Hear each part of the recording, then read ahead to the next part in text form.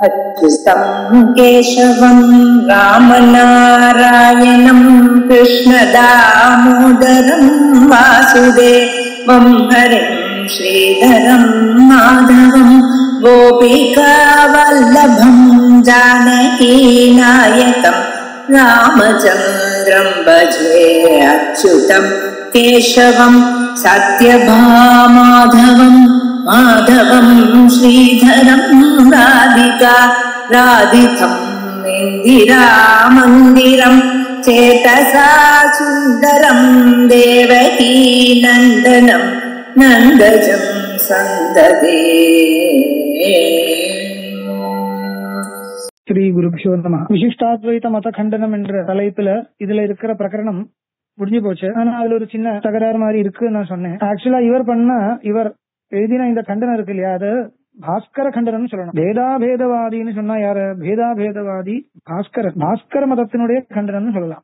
விசிஷ்டாத்வைத மதம் கொஞ்சம் வித்தியாசமா இருக்கு. இப்படி இல்ல. அதுல எப்படி இருக்குன்னா, உண்மையா ஜீவேஸ்வர ஐக்கியம் கிடையாது, ஜீவேஸ்வர பேதம் தான். பரமாத்மா வேற, ஜீவன் வேற. ஆனா அத்வைதம்னு சொல்றாருன்னு கேட்டா, அத்வைதம் எப்படி சொல்றாரு? விசிஷ்டஸ்ய அத்வைதம், கேவல அத்வைதம் இல்ல, விசிஷ்டஸ்ய அத்வைதம். விசிஷ்டம் சொன்னா அது ஒரு சேர்த்து சொல்லணும். சிதச்சித் விசிஷ்டம், சிதச்சித் விசிஷ்ட சரீரா பரமாத்மா ஏகா அப்படி சொல்லுவாங்க. அப்படி சொன்னா என்ன வரும்? இந்த பரமாத்மாவை பார்த்தால் அவருடைய ஆத்மா சரீரம் பிரிச்சுக்கணும். அந்த சரீரத்துல சேர்ந்தது இந்த உலகம் அத்தனையும் பிரம்மத்தினுடைய இல்லைன்னா பரமாத்மாவினுடைய சரீரம் ஆத்மான்னு ரெண்டு பிரிச்சு பார்த்தால் அவருடைய சரீரத்தோட சேர்ந்தது அத்தனை உலகமும், உலகத்தில் இருக்கிற ஜடவஸ்துக்களும் ஜீவாத்மாக்களும் எல்லாமே அவருடைய சரீரத்தோட சேர்ந்தது. இப்ப நம்ம ஒருத்தரை சொல்லும் பொழுது சரீரத்தையும் சேர்த்து தானே சொல்லுவாங்க. தேவதத்தா ஆகச்சதின்னு சொன்னால் அந்த சரீரத்தையும் ஆத்மாவையும் சேர்த்து தானே நம்ம விவகாரம் பண்றது. அந்த மாதிரி பரமாத்மாவையும் விவகாரம் பண்ணும் பொழுது சரீரத்தையும் ஆத்மாவையும் சேர்த்து விவகாரம் பண்றதா இருந்தால் அதை தவிர்த்து வேற ஒண்ணுமே கிடையாது. அத்வைதம். அத்வைதம் சொன்னா ஏகத்துவம்னு அர்த்தம், அவ்வளவுதானே. அப்ப விசிஷ்டமாக ஏகமா இருக்கு, கேவலமாக ஏகமா இல்லைன்னா கூட விசிஷ்டமா ஏகமா இருக்கு. அதுக்கு என்ன காரணம்? பரமாத்மாவுடைய சரீரம் ஜெகத்துக்கு எல்லாம் உபாதான காரணமா இருக்கு, அங்க ஒரு ஐக்கியம் ஏற்பட்டிருக்கு. ஜீவாத்மாக்களும் சரீரத்தோட சேர்ந்தது. அப்ப சரீரத்துல எல்லாமே முடிஞ்சு போச்சு. உலகம்னு சொல்றது சிதச்சித் பிரபஞ்ச, சித்ரூபம் அச்சித் ரூப், அச்சித்னா ஜடம். அப்ப இந்த சித் பிரபஞ்சமும் அச்சித் பிரபஞ்சமும் ரெண்டு சேர்த்துதானே பிரபஞ்சம் சொல்றோம். சேதனாலும் அச்சேதனங்களும் எல்லாமே சேர்ந்தது பிரபஞ்சம். இந்த பிரபஞ்சம் அத்தனையும் பரமாத்மாவினுடைய சரீரத்தில் அடங்குறதுன்னு சொல்லுவாங்க. பரமாத்மாவினுடைய சரீரத்தில் அடங்குறது. அப்புறம் பரமாத்மான்னு சொன்னா யாரு? சரீரம் கிடையாது இல்லையா. பரமாத்மான்னு சொன்னால் பரமாத்மாவுடைய சரீரம் வேற, பரமாத்மா வேற. ஜீவாத்மா எங்க அடங்குறது? பரமாத்மாவினுடைய சரீரத்தில் அடங்குறது. அதனால பரமாத்மா ஜீவாத்மா ரெண்டுமே ஒண்ணும் கிடையாது. பரமாத்மா பரமாத்மா, அவருடைய சரீரம் அந்த சரீரத்தோடு சேர்ந்தது ஜீவா. இப்படி வச்சுருக்க. இதுதான் விசிஷ்டாத்வைதிகளுடைய மதம். இது வச்சிருந்த தத்துவமசின்னு வாக்கியார்த்தத்தை நிரூபணம் பண்ணுவாங்க. அதுக்கு ஒரு தனியாக அவளுடைய ஒரு நியமம் எல்லாம் வச்சிருக்காங்க. சரீரத்தை சொல்லக்கூடிய சப்தங்கள் சரீரியே கூட சொல்லுவாங்க. சொல்ற சாமர்த்தியம் அந்த சப்தங்களுக்கு இருக்குன்னு. சரீரவாதக சப்தாக அபிருதக் சித்த ஒரு வார்த்தை. அபிருதக் சித்தம் அயுத சித்தம் அப்படி எல்லாம் சொல்லலாம். தனியாக வேறன்னு சொல்ல முடியாத ஒரு அளவுக்கு இருக்கக்கூடியது அபிருதக் சித்தம். அந்த அபிருதக் சித்த சம்பந்தத்தை வச்சுட்டு சாமானாதிகரண சப்த பிரயோகோ பவதின்னு இது அந்த சாஸ்திரிய விஷயம். அப்படி எல்லாம் வாக்கியார்த்தம் சொல்லலாம். அவ்வளவுதான் வாக்கியார்த்த விஷயம் அது. அப்ப சரீரவாதக சப்தாக சரீரி பரியந்தா, சரீரத்தை சொல்லக்கூடிய சப்தங்கள் அந்த சரீரியே கூட சொல்றதுக்கு சாமர்த்தியம் உடையது ஒரு நியமம். அப்போ தத்துவன்னு சொன்னால் அது பரமாத்மாவுடைய சரீரத்தை சொல்லக்கூடிய சப்தமா இருந்தால் பரமாத்மாவுடைய சரீரத்துல சேர்ந்தது தானே ஜீவாத்மா. அதனால தத்துவமசி என்ற இடத்துல தத்பதம் தொம்பதம் ஜீவாத்மாவை சொல்றது. தத்பதமும் எப்படின்னு கேட்டா, தத்பதம் பரமாத்மாவை சொல்றதா இருந்தா கூட பரமாத்மாவினுடைய சரீரத்தோடு சேர்ந்தவன் ஜீவாத்மா என்றதுனால ஜீவாத்மா பரியந்தம் போறது. அதனால தத்துவம் அந்த மாதிரி யூசேஜ் வந்து இருக்குன்னு காமிக்கிறான். அதனால ஐக்கியம் இல்லாட்டா கூட தத்துவமசின்னு விவகாரம் வரலாம். இப்படி எல்லாம் ஒரு கல்பனை பண்ணி அதுக்கு அது வச்சுட்டு அந்த தத்துவமசின்ற விவகாரம் எப்படி வந்ததுன்னு நிரூபணம் பண்ணுவாங்க. அப்ப இதுக்குதான் சரீரி பாவம் பிரசித்தமான ஒரு வார்த்தை. விசிஷ்டாத்வைத மதத்தை சேர்ந்தவா எல்லாரும் சாஸ்திரம் சொல்லும் பொழுது அடிக்கடி பேசிட்டு இருப்பார். சரீரி பாவம் ஆத்மனி திஷ்டன் ஸ்ருதியை வச்சுட்டு அதை சொல்ற. ஆத்மனி திஷ்டன் ஸ்ருதி இருக்கு. அதனால ஆத்மானம் அந்தரக, ஆத்மா சரீரம் இருக்கு. ஜீவாத்மா பரமாத்மாவுடைய சரீரத்தோட சேர்ந்ததுன்னு எப்படி நீங்க சொல்றதுன்னு கேட்டா அதுக்கு அவர் பிரமாணம் காமிப்பார். ஆத்மனி திஷ்டன் எம் ஆத்மானம் வேதா, ஆத்மா எம் வேதா எஸ்ய ஆத்மா சரீரம் இருக்கு. எஸ்ய ஆத்மா சரீரம், ஆத்மான்னு சொன்னா யாரு? ஜீவாத்மா. எஸ்ய பரமாத்மனஹ சரீரம் ஸ்ருதி இருக்கு. அதனால ஜீவாத்மா பரமாத்மாவனுடைய சரீரத்தோட தாதாத்மியப்பட்டிருக்கு. அப்பேற்பட்ட சரீரம் உடையவன் பரமாத்மா. ஜடசித் சரீரம், ஜடசித் சரீர பரமாத்மா, ஜடரூபமாகவும் சேதன ரூபமாகவும் ஆகி பிரிஞ்சு இருக்கக்கூடிய சரீரத்தோட உடையவன் யாரு? பரமாத்மா. அப்ப பரமாத்மா சரீரம் இல்லை என்றதுனால ஜீவாத்மா பரமாத்மா ஐக்கியம் என்றது இம்பாசிபிள். ஆனால் தத்துவமசின்னு விவகாரம் வரலாம். எப்படி வரலாம்? சரீரத்தை சொல்லக்கூடிய சப்தங்கள் சரீரியே கூட சொல்றது. பரமாத்மாவுடைய சரீரத்தை சொல்லக்கூடிய சப்தமா இருக்கு. தத்து என்ற வார்த்தை பரமாத்மாவுடைய சரீரத்தை பத்தி சொல்லக்கூடிய சப்தமா இருக்கிறதுனால அந்த சப்தம் என்ன ஜீவாத்மாவையும் சொல்றதுக்கு சமர்த்தமான சப்தம். ஆமா, சரீரத்துக்கு தானே பேர் வைக்கிறது, சரீரத்தோடு சேர்ந்தது ஜீவாத்மா. இதுக்கு இன்னும் கொஞ்சம் சூக்ஷ்மமான விஷயங்கள் அதுல இருக்கு. எல்லாமே இப்போ நான் ஓரளவுக்கு தான் சொன்னேன், அது இன்னும் கொஞ்சம் கரெக்டா சொல்லணும்.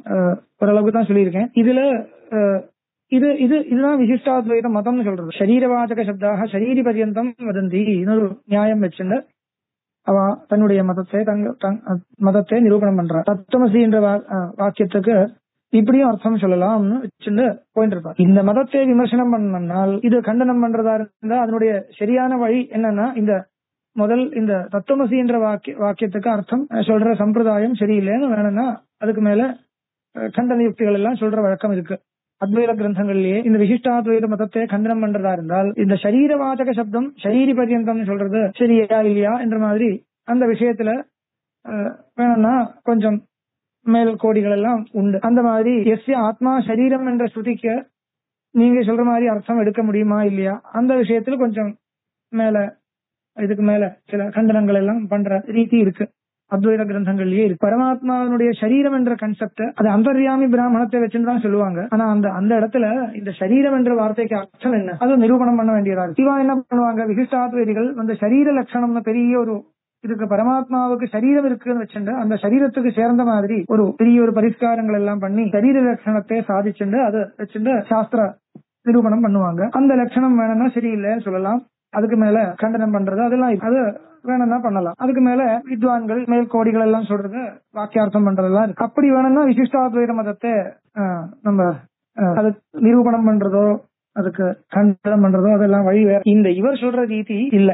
அது வேதாபேதவாதின்னு சொல்ற வழக்கம் இல்ல. விசிஷ்டாத்வைதத்துல வேதாபேதவாதத்தை அவ கண்டனம் பண்ணுவான். பாஸ்கர மதத்தை ராமானுஜரும் கண்டனம் பண்றார். அதனால விசிஷ்டாத்வைதிகள் வேதாபேதவாதிகள் கிடையாது. அவர் வேதத்தை தான் ஒத்துருக்கார், அபேதம் ஒத்துக்கிறது இல்ல. ஒருவேளை வேணும்னா அபிருதக் சித்த சம்பந்தம் என்ற அர்த்தத்துல அபேதம் வேதாபேதம் வேணும்னா சொல்லி இருக்குன்னு சொல்லலாம். அதெல்லாம் ஒரு சரியான லைன் இல்ல, அந்த மாதிரி யூசேஜ் கிடையாது. அப்படி சொல்லக்கூடாது, ஆக்சுவலா அப்படி எழுதக்கூடாது. அப்போ வேதாபேதவாதின்னு சொன்னா யாரை சொல்லணும்? பாஸ்கரனே சொல்லணும். பாஸ்கர மதத்துல பேதாபேதவாதம் இருக்கு. அவரே பிரதிபட்சமா வச்சுட்டு அந்த மதத்தை கண்டனம் பண்றதா இருந்தால் இப்படி சொல்லலாமே தவிர விசிஷ்டாத்வைத கண்டனம் மத கண்டனம் இப்படி பண்றது நியாயமா தோணல. சரி, இருக்கட்டும். இப்ப இந்த பிரகரணம் முடிச்ச மேல தர்க்க மத கண்டனம்னு ஆரம்பிக்கிறார். அத துவைத மத சகாய பூதம் தர்க்க மதம் கண்டியதே. துவைத மத சகாயபூதம் தர்க்க மதம் எழுதியிருக்கார். அது நல்லா இருக்கு. ஏன்னா துவைத மதத்துக்கு இவர் சகாயம் பண்றாரு இல்லையா, அந்த பேதவாதத்தை நிரூபணம் பண்றதுக்கு உண்மையா தார்க்கிகால் சொல்றது யாருமே ஒத்துக்கிறது இல்ல. பாஸ்கர மதத்திலையும் கிடையாது, மாத்து மதத்திலையும் கிடையாது, விசிஷ்டாத்வைத மதத்திலையும் கிடையாது. ஆனால் வேதத்தை சாதிக்கிறார், அந்த அம்சத்துல மட்டும் சகாயம் பண்றாருன்னு நினைச்சுட்டு எழுதியிருக்குன்னு நினைக்கிறேன். துவைத மத சகாய பூதம். தார்க்கிகாலும் ஜீவாத்ம பரமாத்ம பேதத்தை ஒத்துருக்கார். இவாள் எல்லாருமே ஜீவாத்ம பரமாத்ம பேதத்தை தான் ஒத்துருக்கார். அதனால வேதத்தை சாதிக்கக்கூடிய சில அபிப்பிராயங்கள் தர்க்கத்திலிருந்து கிடைக்கிறதுனால துவைத மத சகாய பூதம் தர்க்க மதம் கண்டியதேன்னு எழுதியிருக்கார். உண்மையா அந்த தர்க்க சாஸ்திரத்தினுடைய ஒரு ப்ராசஸிங் இருக்கு இல்லையா, அந்த நிரூபண பிரக்கிரியன்றது அது துவைதிகளுக்கும் மட்டும் சகாயபூதம் இல்ல, அது வேணா அத்வைதிகளுக்கும் சகாயம் சொல்லலாம். ஏன்னா காணாதம் பாணினியஞ்ச சர்வசாஸ்திரோபகாரகம் இருக்கிறதுனால தர்க்க மதத்துல இருக்கிற சித்தாந்தம் நம்ம யாரும் ஒத்துக்கிறது இல்ல. அது அத்வைதிகள் இல்ல, துவைதிகளும் ஒத்துக்கிறது இல்ல. புரியுறது இல்லையா? இந்த சப்த பதார்த்த வியவஸ்தைன்றது துவைதிகளும் ஒத்துக்கிறது இல்ல, விசிஷ்டாத்வைதிகளும் ஒத்துக்கிறது இல்ல, சூத்திரக்காரரே ஒத்துக்கிறது இல்லைன்னு வச்சுக்கோங்க. சூத்திரமே இருக்கு இல்லையா, இந்த தார்க்கிக மதத்தை கண்டனம் பண்றதுக்கு அதிகரணமே இருக்கு. அதனால வேதாந்திகள் யாருமே தார்க்கிகாருடைய சித்தாந்தத்தை ஒத்துக்கிறது இல்லை. ஆனால் தர்க்கம் வாசிதான் வேதாந்தம் வாசிக்கிறது. அதுக்கு என்ன காரணம்? அந்த தர்க்க சாஸ்திரத்தினுடைய நிரூபண பிரக்கிரியான்னு ஒண்ணு இருக்கு இல்லையா, மெத்தடாலஜின்னு ஒண்ணு இருக்கு இல்லையா, ஒரு அனுமானத்தை எப்படி ஹேண்டில் பண்ணணும் என்றது எப்படி படிக்க முடியும்? தர்க்க சாஸ்திரத்துல தான் படிக்க முடியும். அதனால பலவிதமா இந்த ஒரு சாஸ்திரத்துல பொதுவா ஒரு சாஸ்திரத்துல விற்பத்தி கிரந்தங்கள் மேற்கொண்டு கிரந்தங்கள் வாசிக்கிறதுக்கு ஒரு சாமர்த்தியம் புத்திசாலித்தனம் வேணும்னா தர்க்கம் படிச்சுதான் வரும். அது இப்பொழுதும் அப்படிதான் அது அந்த ரீதியை ஃபாலோ பண்ணிட்டு இருக்கு இல்லையா. வேதாந்தம் படிக்கணும் தர்க்கம் படிச்சுடுவான்னு சொல்லுவாங்க இல்லையா. அப்போ அந்த திருஷ்டியில பார்த்தால் இந்த தர்க்க சாஸ்திர கிரந்தங்கள் அத்வைதத்துக்கும் சகாயமா தான் இருக்கு, ஒன்னும் இல்லைன்னு சொல்ல முடியாது. பரிஷ்காரம் பண்ற பிரக்கிரிய இதெல்லாம் தர்க்கிகாவுக்கு தான் வாசிக்கணும். அது தெரியாம நமக்கு மேல் கிரந்தங்கள் ஒன்றும் வாசிக்க முடியாது.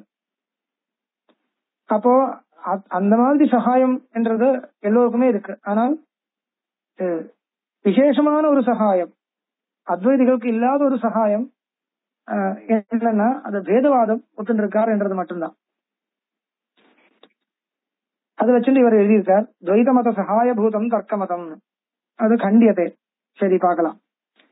திரவிய குண கர்ம சாமானிய சமவாய விசேஷ அபாவா சப்த பதார்த்தாக. தர்க்க சங்கிரகத்தில் இருக்கிற கிரமம் கொஞ்சம் வித்தியாசமா எழுதியிருக்கார். திரவிய குண கர்ம சாமானிய விசேஷ சமவாய அபாவான்சா பொதுவான ரீதி, சாமானிய சமவாய விசேஷம் எழுதியிருக்கார். அது அவரே எப்படி எழுதியிருக்காரோ, பிரிண்டிங்ல வந்த மிஸ்டேக்கோ தெரியாது. சாதாரணமா அது மாத்துறதுக்கு ஒன்றும் பிரயோஜனம் இல்லை, அப்படிதான் இருக்கணும்.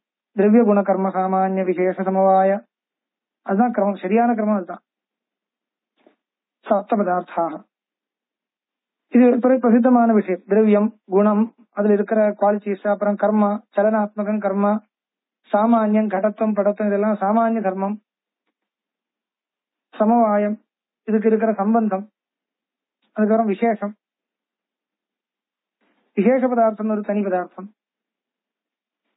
அது வச்சுட்டு எழுதி இருக்கலாம். இந்த சமவாயம் என்றது திரவியத்துக்கும் குணத்துக்கும், திரவியத்துக்கும் கர்மாவுக்கும், திரவியத்துல குணம் சமவாய சம்பந்தேன அஸ்தி, திரவிய கர்ம சமவாய சம்பந்தேன அஸ்தி, சாமானியம் திரவிய குண கர்மசு சமவாய சம்பந்தேன அஸ்தி.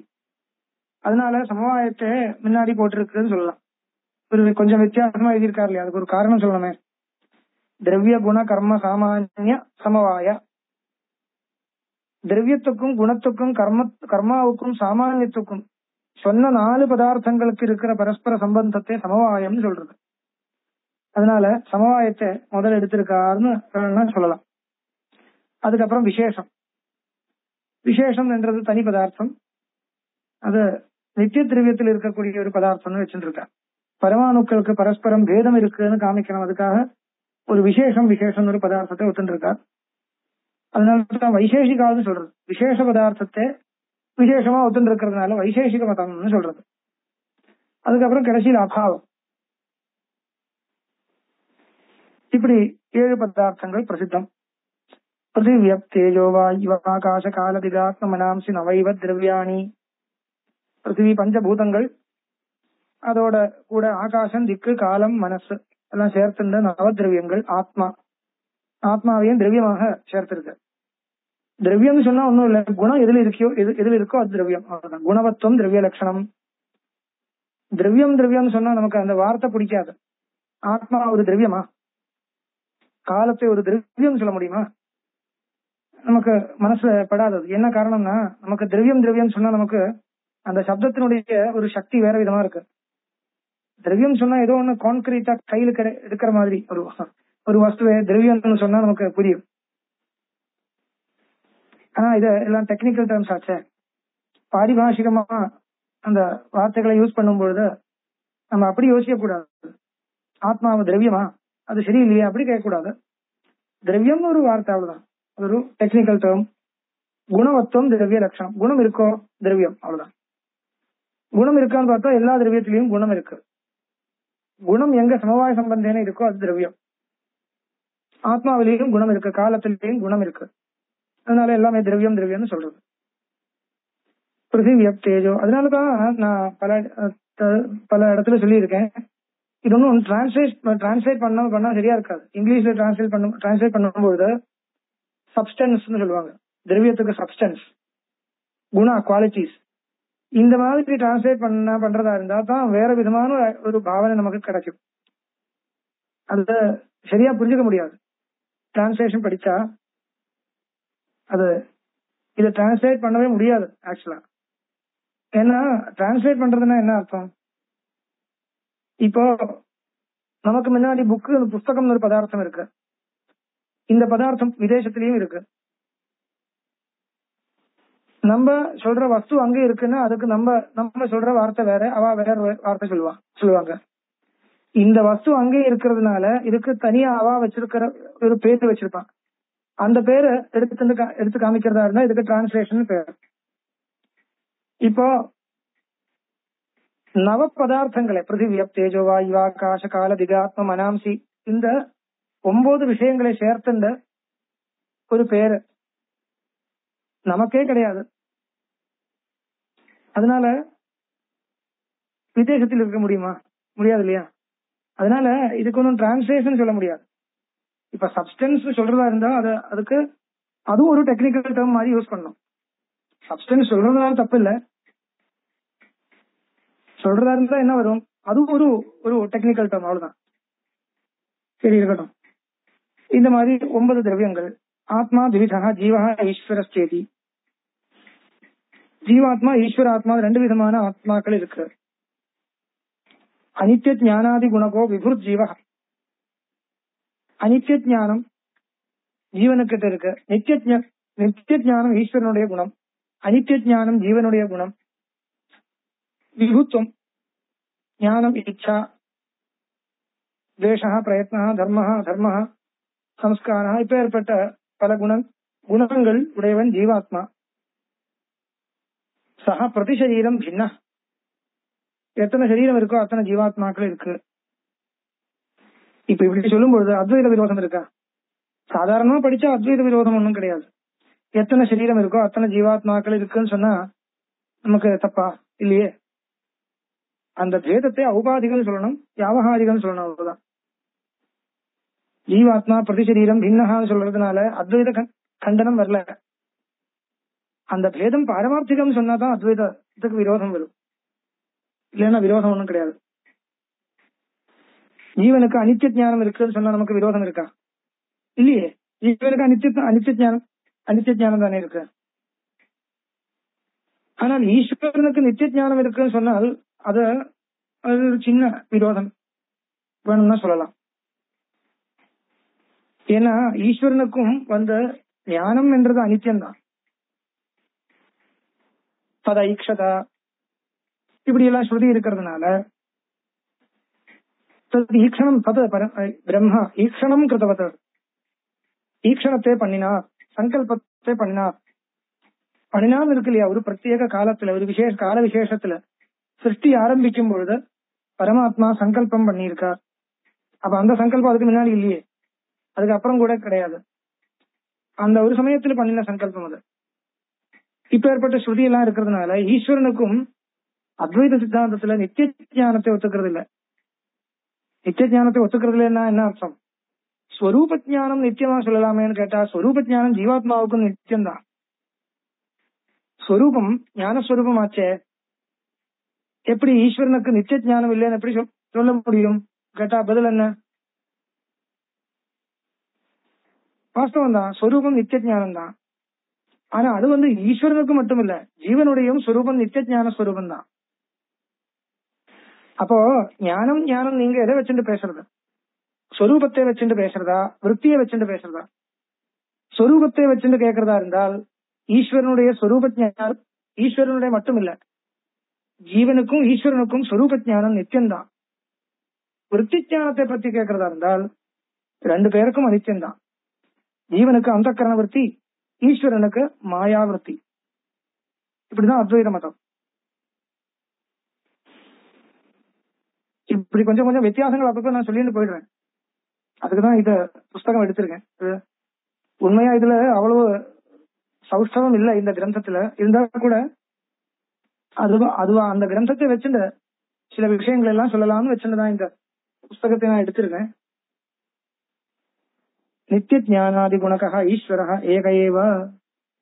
வாஸ்தவம் தர்க்க மதம் இதுதான். சப்தஸ்பரிச ஆதய ஞானேச்சாதேஷ்ட குணாக. குணங்கள் எத்தனை? 24 குணங்கள். சப்தம் ஸ்பரிசம் இப்படி சில குணங்கள். பஞ்சபூதங்களுக்கு சில குணங்கள் இருக்கு. ஞானம் இச்சா இத்தியாதிகள் ஆத்மாவுக்கு குணங்களா வருது. அப்படி குணங்களுடைய ஒரு பெரிய லிஸ்ட் இருக்கு, 24 குணங்கள்.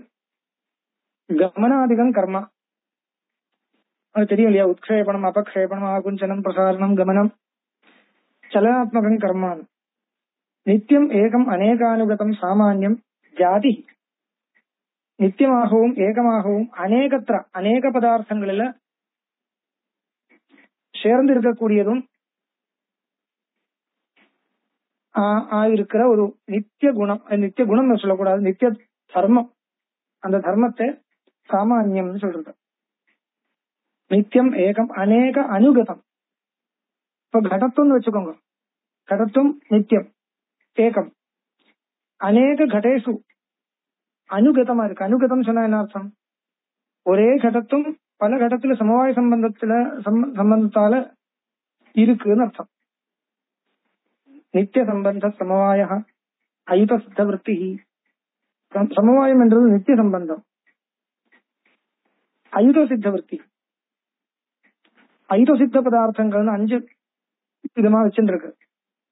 அவயவம் அவயவி ரெண்டுமே அயுத சித்தம். பிரிக்க முடியாத சம்பந்தம் இருக்குன்னு அர்த்தம்.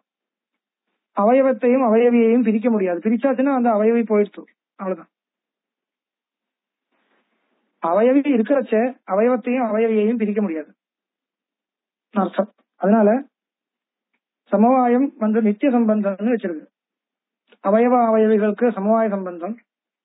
குணத்தையும் திரவியத்தையும் பிரிக்க முடியாதுன்னு சமவாய சம்பந்தம். திரவியத்தையும் கர்மாவையும் பிரிக்க முடியாது சமவாய சம்பந்தம். ஜாதியையும் வெக்தியையும் பிரிக்க முடியாது சமவாய சம்பந்தம். நித்திய திரவியத்தில் விசேஷங்கள் இருக்கு. அந்த விசேஷ பதார்த்தத்தை நித்திய திரவியத்திலிருந்து பிரிக்க முடியாது, அதனால சமவாய சம்பந்தம். பிரிக்க முடியும்னா சயோகம். பிரிக்க முடியும், திருப்பி சேர்க்க முடியும், அதுக்கு சயோகம்னு பேர். ஆச்சா. நித்திய சம்பந்த சமவாய அயுத சித்த விற்பி நித்திய திரவியவர்த்தையோ வியாவர்த்தகா விசேஷாக அனந்தாக. இப்ப சாமானியம் சொல்லி அதுக்கப்புறம் விசேஷம்னு சொல்லும் பொழுது பல பேருக்கு பிரமம் இருக்கு. விசேஷம்னு சாமானியன்னு சொன்னா காமன் ஃபீச்சர், விசேஷம் சொன்னால் ஸ்பெஷல் ஃபீச்சர். அப்படி சில பேர் நினைச்சுட்டு இருக்கா. அப்படி இல்ல, அது தப்பு. அப்படி இல்ல. சாமானியம் சொன்னா சாமானியம், அது வாஸ்தவம். அந்த வார்த்தையிலிருந்து கிடைக்கிற அர்த்தத்தை அப்படியே எடுத்துக்கலாம். சமானானாம் பாவக சாமானியம். ஆனா அதுக்கும் ஆப்போசிட் இல்ல விசேஷம் சொன்னா. விசேஷம் சொன்னா பர்டிகுலாரிட்டி, ஏதோ ஒன்று டிரான்ஸ்லேஷன் இருக்கட்டும், அத ஒரு டிரான்ஸ்லேஷன் மட்டும் புரிஞ்சுக்க முடியாது. அது ஒரு ஸ்பெஷல் கேரக்டர் ஆஃப் நித்திய திரவியாஸ், அவ்வளவுதான். நித்திய திரவியத்துல மட்டும் இருக்கக்கூடிய ஒரு ஒரு ஒரு விசேஷத்தை தான் விசேஷம்னு சொல்றது. இது மூலமா அந்த நித்திய திரவியங்கள் பரஸ்பரம் வித்தியாசமா இருக்கோ, வித்தியாசப்பட்டிருக்கோ, எதை வச்சு இந்த நித்திய திரவியங்களுடைய பரஸ்பர பேதத்தை நிரூபணம் பண்ண முடியுமோ அதுதான் விசேஷம். விசேஷ பதார்த்தம் ஒரு பதார்த்தம். அந்த விசேஷ பதார்த்தத்தை வச்சுட்டுதான் நித்திய திரவியங்களுக்கு பரஸ்பரம் பேதத்தை சொல்ல முடியும்.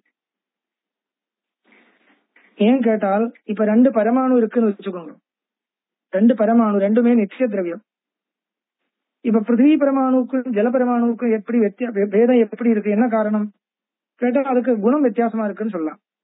பிருத்திவி பரமாணுவில கந்தவத்துவம் இருக்கு, ஜல பரமாணுவில சீதஸ்பரிசவத்துவம் இருக்கு, அதனால ரெண்டும் வேறன்னு சொல்லலாம். ஆனால் ஒரு பிருத்திவி பரமாணுவுக்கு இன்னொரு பிருத்திவி பரமாணுவில் இருந்த என்ன வித்தியாசம்? எப்படி வித்தியாசம்? எது மூலமா வித்தியாசம் சொல்ல முடியும்? எதை வச்சுட்டு பேதத்தை சொல்ல முடியும் கேட்டால் அங்கதான் இருக்கிறது. அதுக்குதான் விசேஷ பதார்த்தம்னு ஒண்ணு ஒத்துன்னு இருக்கா. இல்லைன்னா என்ன வரும், இப்ப ஒரு பிருத்திவி பரமாணு இன்னொரு பிருத்திவி பரமாணு இருந்து பின்னம் வேற காமிக்கணும் இல்லையா? எதை வச்சுட்டு காமிக்கிறது? பிரத்யட்சமா ஒன்னும் தெரியாது, பரமாணு பிரத்யட்சமே இல்ல. அப்ப அனுமானத்தினால சொல்லணும். எதை வச்சுட்டு அனுமானம் பண்றது?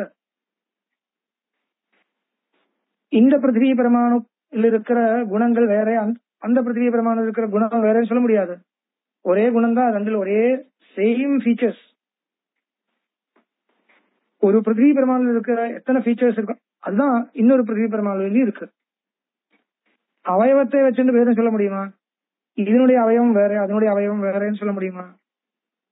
அதுவும் முடியாது. ஏன்னா அவயவமே கிடையாது, பரமாணுவும் நிரவயவம்னு சொல்றாங்க இவா. அதனால அவயவத்தை வச்சிருந்தும் வேதம் சொல்ல முடியாது. அப்போ வேதம் இல்லைன்னு சொல்ல முடியுமா? வேதம் இல்லைன்னு சொல்ல முடியாது. ஏன்னா வேதம் இருந்தா தான் ரெண்டு பரமாணுக்கள் சேர்ந்த ஒரு துவனுகம் வர்றது, இப்படி எல்லாம் சொல்ல முடியும். ரெண்டு பரமாணு கன்செப்டே இல்லாம போயிடும். வேதம் இல்லைன்னால் ரெண்டு பரமாணு சொல்லவே முடியாத போயிடும். இப்ப ஏற்பட்ட சில இடைஞ்சல்கள் எல்லாம் இருக்கு. அதனால இவ என்ன வச்சுருக்காருன்னு கேட்டால், பரமாணுல வேதத்தை காமிக்கிறதுக்கு விசேஷம் ஒரு பதார்த்தத்தை ஒத்துருக்காரு. விசேஷம் ஒரு பதார்த்தம். அந்த விசேஷத்துக்கு எப்படி வேதம்னு கேட்டா, விசேஷத்துக்கு சுயமா வேதம் இருக்கு.